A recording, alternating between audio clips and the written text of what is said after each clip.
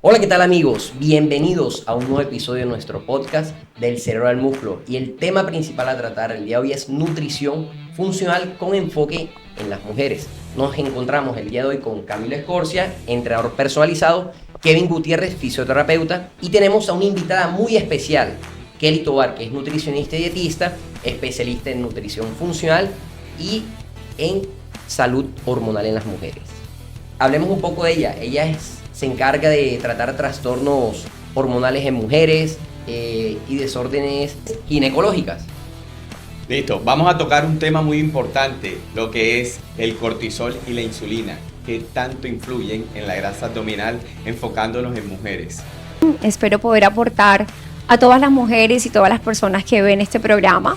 Y bueno, sí, tanto el cortisol como la insulina de permanecer constantemente en niveles más elevados de lo habitual, de lo que es normal, podría estar teniendo un impacto en el aumento de peso total, especialmente aumento de grasa y también el aumento de grasa visceral. Acá que es importante no demonizar, tener presente que además el cortisol cumple funciones normales en el equilibrio de cada persona, también de las mujeres, lo mismo que la insulina. El problema del cortisol es cuando constantemente permanecemos en estrés. Esos niveles recurrentes de no manejar bien mis emociones, de permanecer en estado de huida, en estado de alerta, efectivamente va a tener una interacción con la insulina y con otras hormonas del organismo. También incluso cuando se afecta la insulina, se van a alterar otras hormonas sexuales y esto va a tener un impacto en el aumento de peso corporal específicamente, de hecho muy notorio en aumento de grasa visceral. Por esa razón, cuando comenzamos justamente a ajustar, a mirar maneras, compuestos bioactivos, algunas estrategias, por ejemplo, para el manejo del estrés y demás, asimismo las mujeres comienzan a reducir peso, comienzan a reducir grasa visceral, grasa abdominal. Complementando acá lo que dice la doctora Kelly, es importante también informarles que el entrenamiento excesivo también eleva los niveles de cortisol. Por eso es tan importante la semana de descarga o darle descanso al cuerpo. No solo las emociones elevan los niveles de cortisol, sino que entrenar demasiado sin darle descanso al cuerpo puede afectar un poco que los niveles de cortisol estén elevados. Uno de los errores más frecuentes que suelo encontrar en consulta, sobre todo cuando llegan mujeres físicamente activas. Son mujeres que llevan entrenando ya un tiempo y que quisieran avanzar en su estética corporal y no lo pueden hacer. Y la primera pregunta es, ¿y cuánto tiempo entrenas? No, entreno 2-3 horas diarias. ¿Y cuántos días?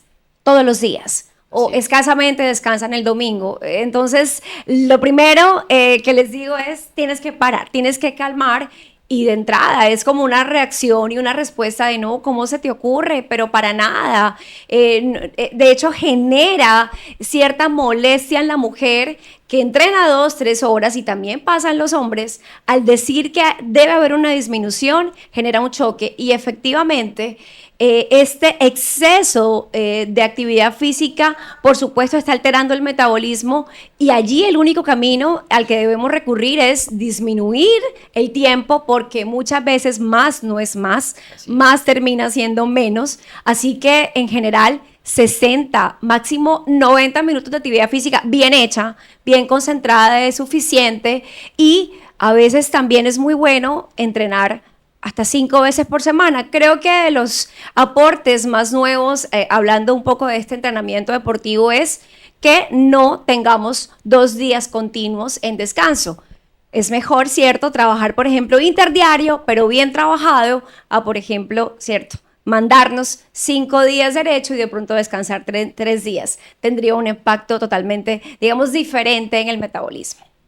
Tengo una duda muy recurrente en mis pacientes cuando van a consulta en el gimnasio y la pregunta es, ¿debo alimentarme de inmediato apenas termine mi entrenamiento haciendo referencia a lo que es la ventana metabólica? Quisiera que nos aclararas esa duda. Bueno, creo que acá es importante primero partir de cuál es tu objetivo, ¿cierto? Entonces entiendo que si me hablas de esta ventana, te refieres a personas que quieren el aumento de masa corporal total. Entonces, aquí, ¿qué es lo que nos dice, digamos, la evidencia científica? Lo que nos dice es que hay que cubrir, en realidad, requerimientos generales, ¿cierto? Puntualmente. Y yo creo que lo primero que sí debemos garantizar después de que entrenamos es una correcta hidratación. Si hemos perdido electrolitos, entonces también reponerlos. Y ya esos nutrientes puede ser que en el transcurso del día los estemos ajustando. Entonces, si quiero aumentar de masa muscular, debo saber que debo partir de un requerimiento de proteína entre mínimo 2, 2.2, 2.5. A veces, en ocasiones, puede ser un poco, de hecho, más elevado, ¿cierto? De proteína por kilo de peso por día y, por supuesto, también tener una alimentación hipercalórica ajustada a ese objetivo. Si yo estoy cumpliendo en el transcurso del día, estoy todos los días cumpliendo esos requerimientos, voy a tener también un excelente resultado. Entonces, yo creo que no tiene que ser que salgas corriendo a alimentarse y a comerte todo lo que tú quieras de comida, que porque si no el músculo no va a aumentar, porque en verdad que no tiene sentido. Lo que muchas veces podrías tener es una indigestión bastante molesta. Sí, de hecho, se ve mucho en el gimnasio que muchas personas terminan de hacer una actividad física de fuerza y ya van corriendo a tomarse su porción de proteína o ir a comer sus 200 gramos de carne, y no es necesario. Ya la evidencia científica ha demostrado que la ventana anabólica es muy extensa y no hay necesidad de ir corriendo a suplementarte o enseguida ingerir esa proteína. Lo que es que, como dijo aquí la doc, tenemos que tener un requerimiento nutricional al día y tenemos que cumplir con nuestro porcentaje de proteína que está estipulado para ese día. También de los mitos que todavía uno ve, sí, y tiene que ver con la creatina. Dice, la creatina tendría un consumo específico en el día, que si entonces acá, que si allá, entonces tendría un efecto más, digamos, potente para la generación de masa, de ese impacto en la fuerza que genera la creatina. Además, entre otros beneficios que hoy en día nos está mostrando este suplemento, esta molécula, que es la más estudiada, sí, por encima de cualquier suplemento. ¿Y qué nos dice la evidencia científica? Que lo que interesa es que usted se la consuma y contribuye a esos requerimientos por día, que sabemos que 3.000 miligramos o 3 gramos de creatina en el día es más que suficiente para poder sumarle al organismo, sumarle al músculo y que pueda generar esa masa y esa fuerza muscular que tanto queremos. Y no necesita que sea en un momento determinado, sino que lo cubras en el transcurso del día. Tengo 2 preguntas relacionadas a esto. Bueno, la primera es sobre los suplementos. ¿Qué tan buenos son los suplementos? ¿Los recomiendas como una fuente después de entrenamiento o post-entreno? Y la segunda, ya que estamos hablando de las proteínas, que siempre se ha hablado después del entrenamiento, lo recomendable es que te tomes tu batido de proteína o que ingieras proteína de los alimentos. Pero existen más macronutrientes que son esenciales para la construcción de masa muscular y uno de ellos son los carbohidratos, que mucha gente los sataniza.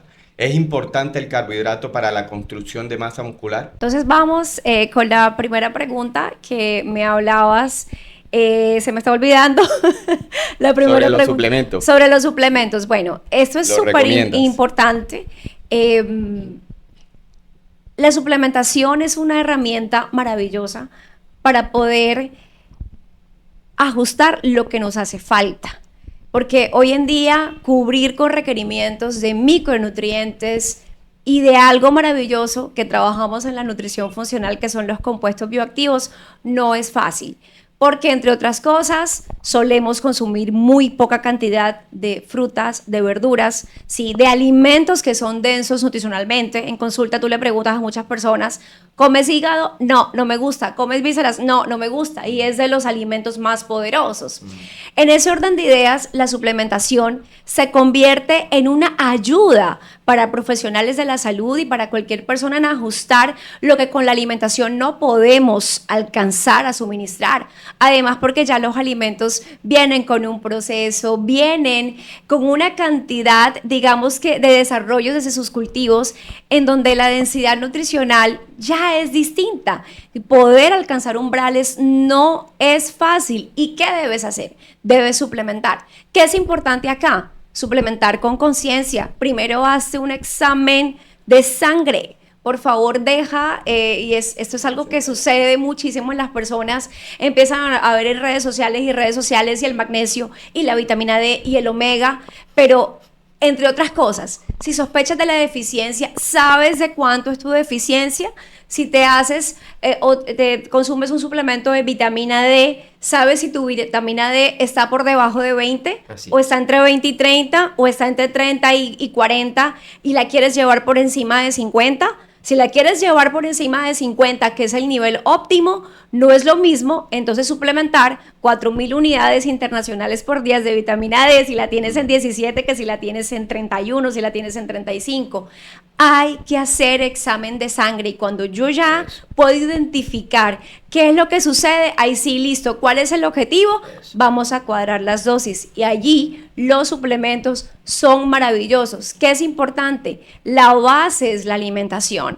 Ayer en redes sociales alguien me escribía que por qué mejor, en vez de consumir las semillas de chía, de linaza, de calabaza, al respecto de una publicación que hice, me decía que si mejor se tomaba un suplemento de vitamina E. Y la respuesta es sí, pero cuando te consumes la vitamina E, te consumes eso, solo vitamina E. Cuando consumes una semilla de chía, consumes además del omega, consumes la fibra, consumes todos los compuestos bioactivos que están en esa matriz del alimento. Cuando consumes una calabaza, también te vas allí a consumir una gran cantidad de compuestos, lo mismo que la linaza, que consumes lignanos, no solamente consumes fibra, sino que consumes fitoestrógenos que van a ayudarte a estabilizar esos niveles de estrógenos en el organismo. Entonces, nunca el suplemento está por encima del alimento. El suplemento lo vamos a utilizar de manera estratégica cuando el alimento no me alcanza a suplir lo que yo necesito para lograr un objetivo. Y con respecto a los carbohidratos, bueno, ese es un tema del día a día. Suele incluso muchas de mis pacientes tener también talanqueras en la reducción de peso porque además llegan muy hipocalóricas. Llega la mujer con un consumo además bajo de proteína y también bajo de carbohidratos. ¿Eso que lleva? El cuerpo está en alerta. En esa alerta que hablábamos hace un tiempo del cortisol, el cuerpo también llega a un estado de alerta porque el estado de déficit calórico es bueno hasta un momento. Después de ahí para allá no va a funcionar y por eso hoy trabajamos un concepto lindo llamado flexibilidad metabólica. Entonces, perfectamente, el carbohidrato debe hacer parte de la alimentación y si usted específicamente quiere aumentar masa muscular, sí que los debe suministrar porque la proteína siempre requiere digamos que un aporte calórico más alto para que el músculo pueda ser generado. Recordemos que para todas estas, digamos, generaciones de energía, de ATP y demás, requerimos, si queremos irnos por estas vías del aumento de la masa muscular, más calorías. Entonces, si yo quiero generar más músculo, yo debo dar cierta carga de carbohidrato, así esté en déficit calórico, así yo quiera lo que se llama como los cuadritos, ¿cierto? Marcar, que le llaman ustedes en nutrición deportiva, marcar el cuerpo, tendría que generar un suministro si quiero alcanzar a que ese músculo pueda llegar a ese punto. No sé si con esto me perdí un poco en la pregunta, si no me recuerdas, y entonces ajustamos allí, Camilo. Gracias. Bueno, con respecto, es irónico, porque muchos de mis usuarios a veces me dicen, Camilo, si me tomo un batido de proteína no ceno o no almuerzo, yo le digo jamás, jamás un suplemento o un pote de proteína va a sustituir una comida. Entonces, como su nombre lo indica, son suplementos. Ahora, vámonos con la creatina. ¿Qué dice la creatina? La creatina aproximadamente son 5 gramos de creatina y lo tienes que consumir diario. Pero buscarla en las comidas, alcanzar ese requerimiento diario es demasiado con las comidas. Entonces, por eso es que se manda el suplemento. Partiendo de ahí, Camilo, esa pregunta, también tengo una que es muy seguida que me hacen los pacientes en el consultorio y es acerca de los quemadores. En el caso de las personas que quieren disminuir el porcentaje de grasa o que quieren bajar de peso, muchos ven en redes estos productos que, entre comillas, hacen este tipo de proceso fisiológico Entonces quisiera que nos aclararas ese aspecto. La evidencia científica a la fecha no demarca niveles de significancia estadística de que una determinada sustancia realmente tenga un impacto notorio como quemador de grasa. Sí tenemos algunos beneficios muy bonitos, por ejemplo, con L-carnitina y demás, ¿cierto? Nos puede ayudar la cafeína, pero el efecto es extremadamente, digamos, leve. Sí. Lo que genera realmente este impacto como quemador de grasa. ¿Usted sabe cuál es el verdadero quemador de grasa? Se llama masa muscular. Así Genere es. más músculo porque el Sí. músculo te genera más gasto calórico. Así es. Entonces, usted quiere quemar masa muscular, pues váyase al ejercicio, váyase al gimnasio y haga sentadillas, haga ejercicio de fuerza, porque si hace más músculo, entonces va a tener un mayor impacto en ese gasto calórico y eso sí le va a generar un efecto a nivel de quema de grasa. Claro, podemos ayudarnos y hay ayudas naturales maravillosas que pueden generar algo de combustión y, por ejemplo, el café es maravilloso, un té matcha es maravilloso. Podemos utilizar cositas, pero pensar y, digamos, relacionarlo con que verdaderamente esta sustancia va a ser milagrosa y que cuando me la consuma inmediatamente, de manera mágica, mi peso va a bajar o voy a generar más quema de calorías. Esto es marketing, vende bastante, solemos buscar la solución siempre afuera, pero la solución está en ti cuando dices, me voy a parar y voy a hacer ejercicio de fuerza. Muchos péptidos que prometen bajar de peso, también lo que hacen es, cuando yo monto en una báscula a un usuario que utilizó esto, lo que hizo definitivamente bajó de peso, pero también se comió la masa muscular, bajó la masa muscular y es algo que siempre debemos preservar, como ya tú mencionaste. Esta es la base fundamental para poder quemar la grasa, que tengas músculo. A mí en realidad me resulta súper chistoso cuando veo a alguien subiéndose justo después de que entrena Sí. a la pesa. Eso me parece súper chistoso, porque además cuando tienes equipos especializados o que tienes realmente una idea de antropometría y de peso corporal, sabes que el cuerpo realmente para pesarlo, pues si quieres realmente medir en qué estás, debe ser en reposo. Ojalá las primeras horas del día, ojalá, ¿cierto? En ayunas, ojalá en ropa interior, sin haber consumido agua, sin haber consumido líquido. De esta manera realmente puedes hacer una medición.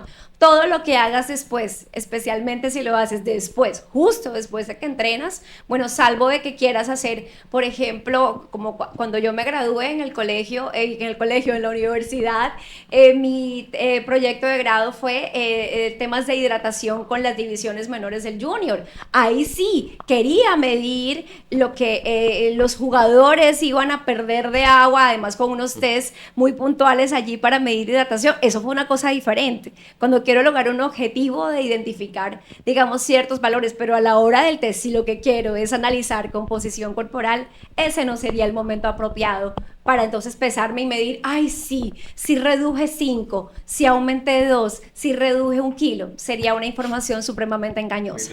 Podemos afirmar entonces que estos quemadores de grasas no son la solución directa a la baja de peso, ¿cierto? Si están escuchando, si están viendo, pues que les quede bastante claro que no es la solución. La solución es el entrenamiento y el aumento de masa muscular. Así es. Bueno, yo quiero tratar un tema muy importante, como la DO es especialista en trastornos hormonales, y eso se ve mucho en el día a día en las mujeres. Sé que las emociones nos rigen mucho, el tema hormonal, demasiado diría yo.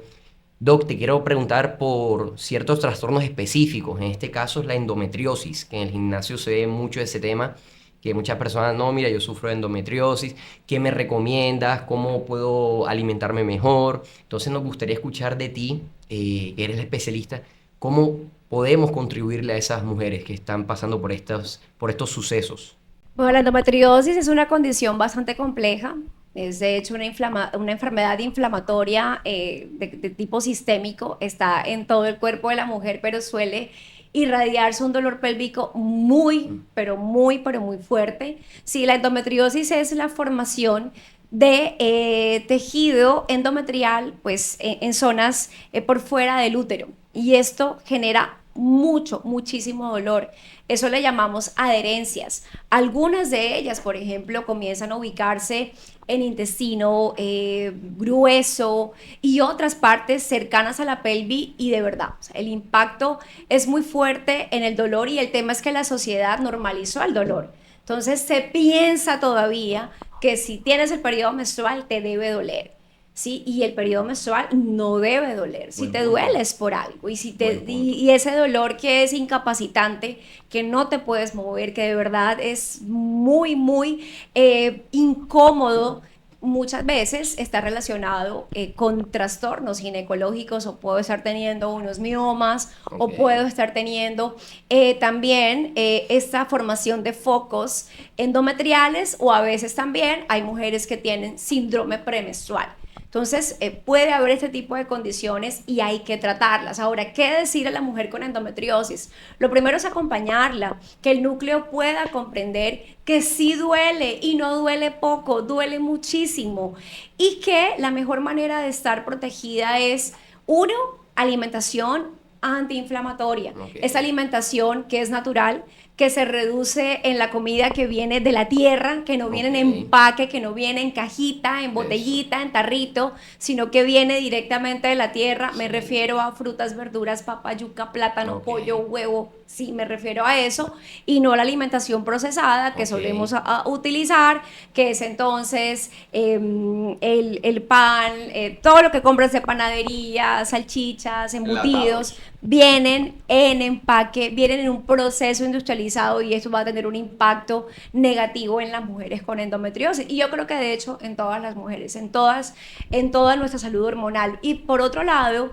en esos momentos de dolor, a veces nos podemos ayudar no solamente de pronto con prensitas de agua tibia en la zona abdominal, sino que además podemos decirles a estas mujeres, mira, puedes hacerte una infusión con manzanilla, una infusión con anís, una infusión, por ejemplo, con cardamomo, con hierbabuena, con lavanda, que te ayude. Y la mejor manera también de trabajar en la endometriosis es prevenir. El momento del dolor va a llegar. De hecho, sí hay algunas mujeres que constantemente tienen dolor, no descansan 7 de 7. El dolor es constante, pero el ejercicio de fuerza ayuda y especialmente piso pélvico. Entonces también entrenadores que ven esto, en estas mujeres que tienen endometriosis, por favor, ayúdenles a hacer, que aprendan a hacer fuerza allí pélvica. Esos ejercicios de piso pélvico también van a fortalecer y a que ellas puedan avanzar en esta situación.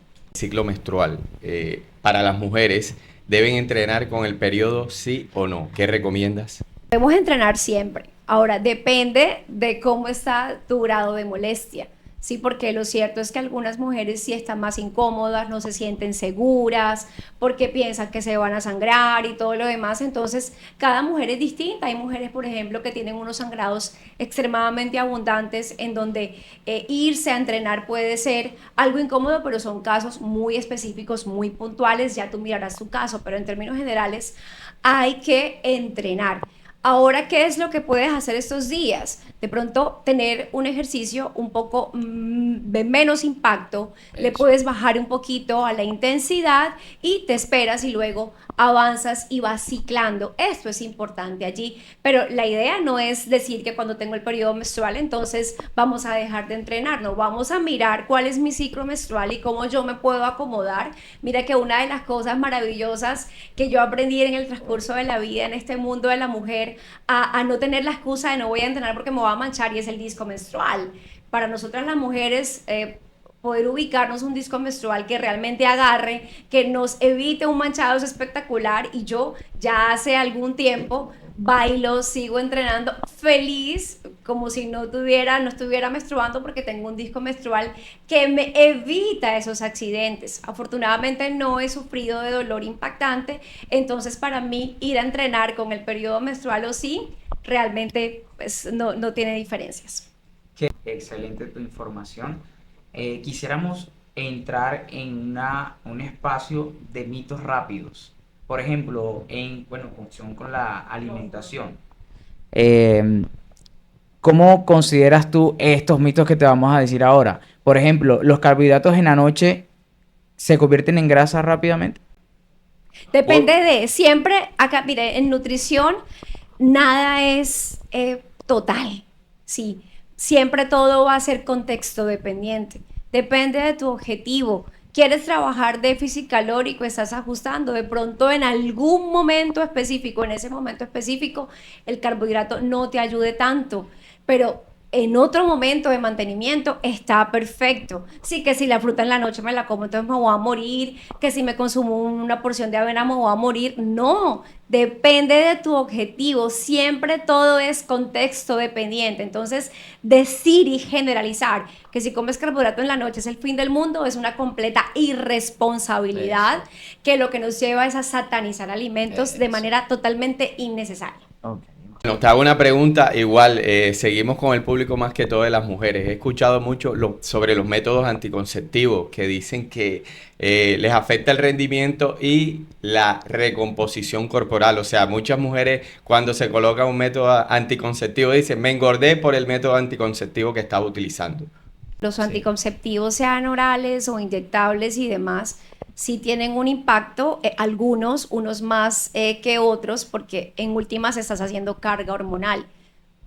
En todas las mujeres funciona diferente. Yo que usualmente veo mujeres que tienen que llevar una carga hormonal, hay algunas que no les impacta en absolutamente nada, hay otras que sí, pero sí hay algunos anticonceptivos y medicamentos que sí que tienen un impacto en el peso. Esto pasa muchísimo, por ejemplo, Camilo, en medicamentos para tratar ciertos trastornos depresivos, ciertas condiciones mentales. Sí va a tener algunos un efecto en el aumento y otros se llevan de hecho a manejar la ansiedad, como por ejemplo la fluoxetina, que muchos termina teniendo un impacto para la reducción de peso, pero en muchos otros terminan aumentando el peso. Entonces, en ese orden de ideas, la mujer debe conocer y debe consultar muy bien y preguntarle a su doctor. La mujer está en el derecho de que le expliquen bien, bueno, qué carga es esta, esto qué impacto podría tener y cómo puedo sobrellevarlo. Entonces, si yo tengo una condición en donde necesariamente voy a tener que recibir una carga hormonal, entonces ¿yo qué debo hacer? Pues el resto de cosas, de acciones, cuidarlas. Entonces, trato de alimentarme lo mejor que puedo, trato de hidratarme lo mejor que puedo, de manejar las emociones de manera lo más inteligente que se pueda, el movimiento, el ejercicio, para que esta carga no tenga un impacto en mí. Lo que sucede es que muchas mujeres también no hacen nada al respecto, son consumidoras de comida rápida, Sí. son sedentarias. Así Entonces, todos esos factores sumados a una carga hormonal te van a hacer que te subas de peso. Esto pasa también mucho con el tema del hipotiroidismo. Le culpo a la tiroides en inadecuados niveles de mi problema con el peso, pero entonces ¿cómo lo estoy ajustando? Si estoy comiendo como debe ser, si estoy llevando la actividad física como debo ser, si estoy corrigiendo deficiencias nutricionales que de pronto están ocultas. En muchas ocasiones, cuando corrijo todas estas cosas, aun cuando tenga hipotiroidismo, puedo bajar de peso. Lo que pasa es que debo saber bien qué es lo que tengo para poder ajustar en dónde estaría la problemática. Espero que estén tomando apunte, chicas. Bueno, una pregunta muy importante también. ¿Qué alimentos nos ayudan a regular ese tipo de hormonas? Imagino que te refieres a hormonas femeninas en general, ¿cierto? Así Bueno, es. hay diferentes trastornos, ¿no? Ginecológicos o enfermedades hormonales o desórdenes hormonales, más bien diríamos. Tenemos por un lado hipotiroidismo, pero tenemos Eso. también endometriosis, que suele ser una dominancia estrogénica. Los estrógenos están elevados. Lo mismo sucede también, por ejemplo, en el síndrome de ovario poliquístico. Pero, por ejemplo, puedo tener una condición que no es que sea un desorden hormonal, pero sí que puede ser muy complejo, es un momento fisiológico de la mujer y se llama climaterio, en donde de hecho los estrógenos están caídos. Entonces aquí, dependiendo del momento, del lugar, en donde yo estoy en mi edad como mujer, pues entonces los alimentos me podrían generar ayuda o no. Si estoy en climaterio, en menopausia, casi siempre la mujer en esos momentos tiene síntomas vasomotores, tiene sofocos, tiene calurones, pérdida de la libido, el deseo sexual, no le provoca ni 5 tener relaciones con el esposo, cambios en el estado de ánimo. Y lo que la evidencia científica nos dice que esos alimentos, por ejemplo, que tienen isoflavonas de soya, podrían ayudar. Sí, por ejemplo, el trébol rojo, que es una planta espectacular, podría ayudar en este ajuste, en sofocos y demás, porque tiene daiseína, genisteína, que son isoflavonas de soya que nos ayuda, ¿sí? Por ejemplo, la maca también podría estar ayudando en estas condiciones, pero si yo tengo otra condición llamada resistencia a la insulina, síndrome de ovario poliquístico, las semillas de chía, ¿cuál sería una gran función? Reducen los niveles de azúcar en sangre, por tanto, podrían ser supremamente positivas en este tipo de condiciones. La canela, por ejemplo, es un alimentazo que tiene un nivel de evidencia científica bastante interesante. Agua de canela, refresco de canela. Utilizo la canela de manera estratégica para tener un impacto positivo en una condición llamada síndrome de ovario poliquístico, resistencia a la insulina. Mismo pasa con la flor de Jamaica. Sí, entonces, dependiendo de endometriosis, un compuesto maravilloso, las brásicas, brócoli, coliflor, repollo, el kale. Hay muchos estudios científicos que nos muestran que los sulforafanos presentes en ellas van a agarrar y le van a hablar a la célula de esa mujer, a la célula que está inflamada, y decirle: oye, cálmate, vamos a reducir este momento y vamos a generar menos impacto en la pelvis de esta mujer. Entonces, dependiendo yo puedo utilizar una gran cantidad de compuestos que son muy, muy positivos en general. Un té matcha,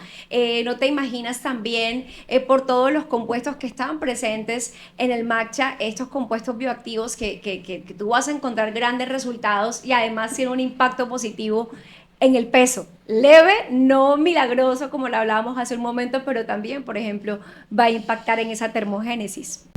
Doc, soy fan número 1 del té matcha. Vamos a hacer ese. Y bueno, la pregunta que viene. ¿Una dieta muy baja en calorías tiene algún impacto hormonal? Puedes hacer una dieta muy baja en calorías por un momento muy determinado. Lo que no puedes es tener una dieta muy baja en calorías por un tiempo prolongado, porque vas a impactar en tu salud hormonal, en tu rendimiento y en absolutamente todo. Entonces, dependiendo de... Sí, por ejemplo, cuando una mujer llega a consulta y es una mujer que lo primero que hacemos es algo que se llama anamnesis de 24 horas. ¿Qué come la persona? Indagamos. Si es una persona muy consumidora, ¿cierto?, de calorías, que consume por ahí unas 3.000 calorías por día, si yo al día siguiente le bajo y le coloco un plan de alimentación de 800 y de 700, pues claro que va a perder peso, pero además sobre todo peso de agua.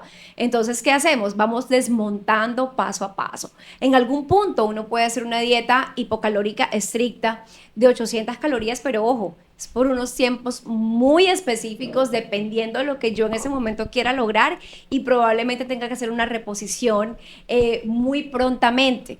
¿Qué suele pasar esto? Entonces, me funciona por un tiempo y luego sigo con este mismo menú y después me pregunto: ay, pero ¿por qué yo no bajo de peso si yo como lo mismo? Pues porque tienes el cuerpo hasta aquí del estrés de darle dieta hipocalórica, porque el cuerpo se siente amenazado y no vas a perder peso. La única manera que logres perder peso es que le puedas dar al cuerpo diferente, le trabajemos flexibilidad metabólica, más calorías, más carbohidratos, más energía, y verás cómo comiendo más terminas perdiendo peso. Bueno, vamos a entrar a la sesión de preguntas rápidas y respuestas cortas. ¿El azúcar es adictivo? Sí. Ok. ¿El café afecta las hormonas? No. ¿Entrenar en ayunas sí o no? Depende. Ok. ¿Cardio o pesas para regular hormonas? Ambas. ¿La grasa dietaria engorda? No. Bueno, Doc, muchas gracias por asistir el día de hoy a nuestro podcast del cerebro al músculo. Estamos muy contentos que nos pudieses acompañar este día de hoy. No sé si quiere decir algunas palabras. Muchísimas gracias a ustedes por tenerme en cuenta, aquí a la orden siempre para lo que necesiten, y por supuesto a las mujeres que tienen problemas de peso, que tienen problemas hormonales, que se sienten en talanquera con desórdenes ginecológicos. Les puedo decir: tranquila, sí se puede. Es cuestión de ajustar. Si aún no te han escuchado, tranquila, va a llegar alguien que pueda escucharte. Yo estoy para escucharte. Un abrazo. De verdad que, bueno, con esto queremos dejar claro que los alimentos no son malos. Solamente tenemos que tener una base sustentada en una alimentación funcional. Comer lo más real posible, dejar los procesados, cambiar un poco lo que es los hábitos de vida, dedicarnos más tiempo al ejercicio físico y ser más inteligente al momento de ingerir alimentos. Porque la mayoría de este tipo de patologías que se generan es por nuestros hábitos, lo que hacemos el día a día. Queremos con esto, bueno, cerrar como tal ya nuestro episodio. De verdad que espero que hayan tomado nota. Va a estar disponible aquí en nuestras redes sociales. Una información tan valiosa aquí con la Doc, que es especialista. Excelente información que nos dio el día de hoy. Espero que la hayan recibido de buena forma. Y no olvides suscribirte a nuestro canal, darle like y activar la campanita de notificaciones. Les vamos a estar dejando también las redes sociales de la Doc, por si tienen alguna duda o inquietud, también se pueden comunicar con ella. Muchas gracias por este nuevo episodio y nos vemos en el próximo.